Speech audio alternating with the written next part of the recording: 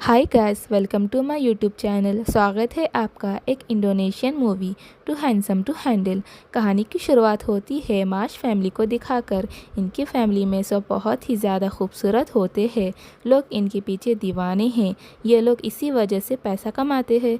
यहाँ हम घर के बड़े बेटे ऑक्सी को देखते हैं। ये काफ़ी ज़्यादा स्मार्ट होने की वजह से सोशल इन्फ्लुएंसर है और इनके फादर बहुत ही ज़्यादा स्मार्ट है। ये अपने जवानी में बहुत ही ज़्यादा लड़कियों के दिल तोड़े हैं। और फिर आती है इनारी वाइफ, जो बहुत ही ब्यूटीफुल है, लेकिन इनारी मूछें हैं। फिर आते हैं ये मूवी के मेन कैरेक्टर, जो सबसे छोटे बेटे हैं। इनका नाम कुलिन है और इनकी फैमिली में सब बहुत खुश होते हैं सिवाय कुलिन के, क्योंकि वो नॉर्मल लाइफ नहीं जी पाता है। क्योंकि वो जहाँ भी बाहर जाता है पीछे लोग पड़ जाते हैं। लड़कियाँ इसको देख के दीवानी हो जाती है और कुछ कुछ बेहोश भी हो जाती है। ये कि इतना ज़्यादा हैंडसम होने के कारण घर से ही पढ़ाई करता है और इसी कारण इसका ना तो कोई फ्रेंड है और ना तो कभी कोई लड़की इसी से बात की है। बस इसकी दोस्त एक फ़िश है और ये सारा दिन घर में कार्ड खेलते हुए दिन बिताता है। और इसको ऐसा करते देख मार्स फैमिली टेंशन में आ जाती है। तो ये लोग ड्रामा करते हैं कि अब हमारे पास पैसे ख़त्म हो गए हैं, पढ़ाई लिखाई करना ज़रूरी होगा वरना हमारा फ्यूचर मुश्किल में आ जाएगा। और ये सारी चीज़ों को देखते हुए कुलिन घर से बाहर चले जाता है और स्कूल जाने का डिसाइड करता है। ये सुन के घर वाले सब बहुत खुश हो जाते हैं, लेकिन कुलिन कहता है कि मैं सिर्फ़ और सिर्फ बॉयज़ स्कूल जाऊंगा। कुछ दिन बीत जाने के बाद कुलिन स्कूल चला जाता है। वहाँ पे स्कूल पहुँच जाने के बाद वो हेलमेट नहीं उतारता, तो स्कूल वाले सब उसी को देखते रहते हैं। क्लास में पहुँच जाने के बाद वो अपना इंट्रो देता है और फिर क्लास टीचर भी आ जाती है वहाँ, और कुलिन को देखकर उनको अजीब लगता है और वो उसको हेलमेट उतारने को कहती है। कुलिन को मजबूरन हेलमेट उतारना पड़ता है और फिर अगले ही पल हमें बताया जाता है कि स्कूल के बाहर एम्बुलेंस आ गई है। सारे ही स्टूडेंट्स टीचर से शिकायत करते हैं। नया स्टूडेंट बहुत ही हैंडसम है और कुलिन वहाँ से भागने लगता है। तो सीडी कुलिन को वहाँ पकड़ लेता है और अपना इंट्रोडक्शन देता है। और यहाँ सीडी कुलिन से हेल्प मांगता है। सीडी एक लड़की को प्रॉम पे ले जाना चाहता है, इसीलिए सीडी 3 साल से सेम क्लास में है ताकि वो अमांडा के साथ प्रॉम जा सके। अमांडा यहाँ बगल के गर्ल्स स्कूल में पढ़ती है और वो स्कूल की सबसे ज़्यादा खूबसूरत लड़की होती है। सीडी कुलिन को कहता है कि जाके उसको इनविटेशन दे दो, और कुलिन का साथ देगा एक भोला भाला लड़का कीबू।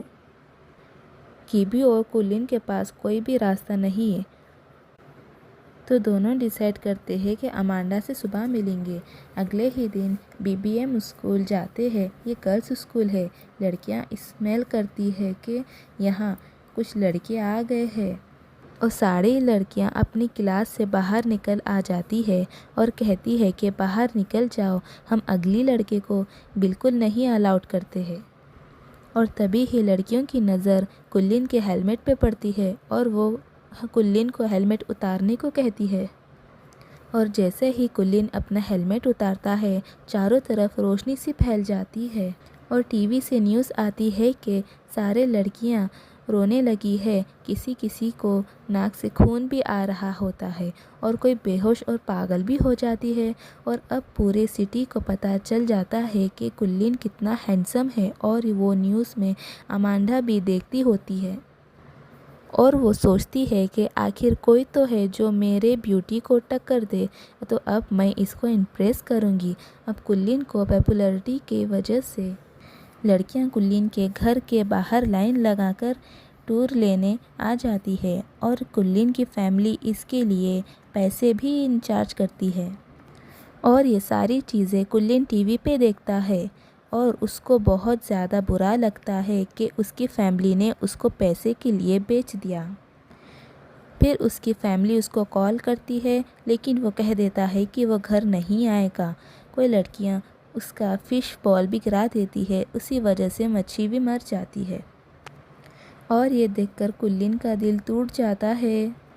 फिर कुल्लीन डरता हुआ रोड पे यहाँ वहाँ छुप छुप के भागता फिरता है। तभी एक लड़की उसको देखती है, लेकिन उसको कुल्लीन की खूबसूरती से कोई भी फ़र्क नहीं पड़ता और वो लड़की वहाँ से उठकर चले जाती है और कुल्लीन का दिल उस लड़की के लिए ज़ोरों से धड़कने लगता है, क्योंकि ऐसा पहली बार हुआ है कि कोई लड़की कुल्लीन को देखे और उसके लिए कोई फीलिंग्स ना डाले, ताकि जैसे कि उसको कोई भाव ही ना दिए हो। फिर आता है कीबो। कीबो उसको अपने घर लेके जाता है और घर में सारी चीज़ें हैं जो कुल्लीन को पसंद है। दोनों की मैच लगभग सेम टू सेम ही है।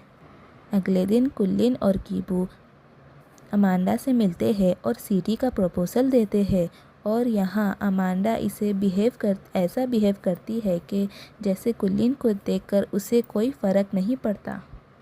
लेकिन कुल्लीन के जाते ही अमांडा की नोज़ से ब्लड आ जाता है, यानी ये भी कुल्लीन से इम्प्रेस हो गई है। अब ऐसे ही कुछ दिन बीत जाते हैं कि वो कुल्लीन अच्छे फ्रेंड बन जाते हैं। फिर एक दिन कुल्लीन को वो छत वाली लड़की मिल जाती है, उसका नाम रिद्धि है। तभी वहाँ कीबू भी आ जाता है। कीबू और रिद्धि ऑलरेडी एक दूसरे को काफ़ी अच्छे से जानने वाले अच्छे दोस्त है, काफ़ी क्लोज है समझो। यहाँ तक कि कीबू रिद्धि को पसंद भी करता है और ये देखकर कुल्लीन काफ़ी उदास हो जाता है और उसको समझ नहीं आता कि रिद्धि को कैसे इम्प्रेस करूँ। तभी वो ऑक्सी अपने बड़े भाई को फ़ोन लगाता है, क्योंकि वो लड़की पटाने में बहुत ज़्यादा माहिर है। अक्सर लोग उसको लव गुरु भी बोलते हैं। तभी वो फिर ऑक्सी से बाहर मिलने जाता है रेस्टोरेंट में। वहाँ पे उसके पेरेंट्स भी छुप के आए हुए होते हैं। फिर ऑक्सी को अपने भाई को देखकर काफ़ी खुशी होती है कि आखिरकार कुल्लीन भी लड़कियों में इंटरेस्ट लेने लगा है। फिर ऑक्सी अपने भाई को कुछ टिप्स देता है और कुल्लीन वो सारी चीज़ें करने लगता है जो उसके भाई ने उसको सिखाई, लेकिन कोई भी फ़ायदा नहीं होता। अगले ही दिन अमांडा स्कूल आती है कुल्लीन को अपना बर्थडे का इनविटेशन देने के लिए और उसको एक आईफोन भी देती है। और उसी रात कुल्ली, रिद्धि और कीबू कार्यों को जाते हैं और रिद्धि बस कीबू को देखकर गाना गाते रहती है। ये देख के कुल्लीन का दिल टूट सा जाता है कि कीबू ही नहीं, रिद्धि भी कीबू को पसंद करती है। घर आकर कुल्लीन अमांडा को कॉल लगाता है और कहता है कि मेरे लिए क्या एक काम करोगी, और अमांडा कहती है हाँ करूँगी। अगले दिन सब अमांडा की बर्थडे पार्टी में जाते हैं। यहाँ अमांडा कीबो को किस करती है। ये देख के रिद्धि का दिल टूट जाता है और वो वहाँ से चले जाती है।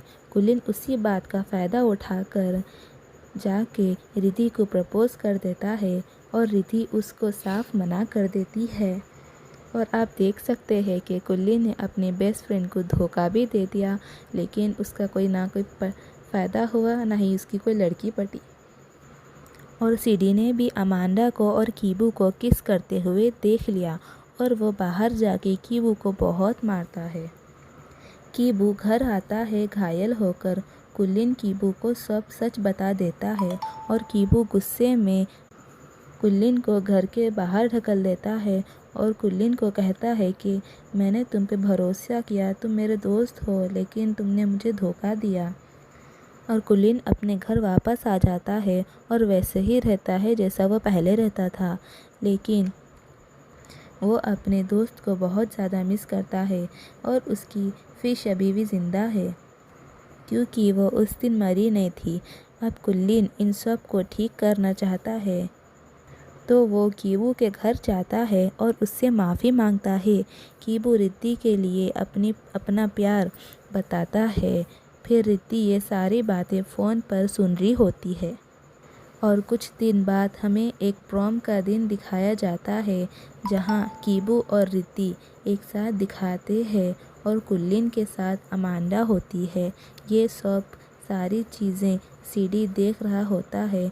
गुस्से के मारे वो लेकिन कुछ नहीं कर सकता।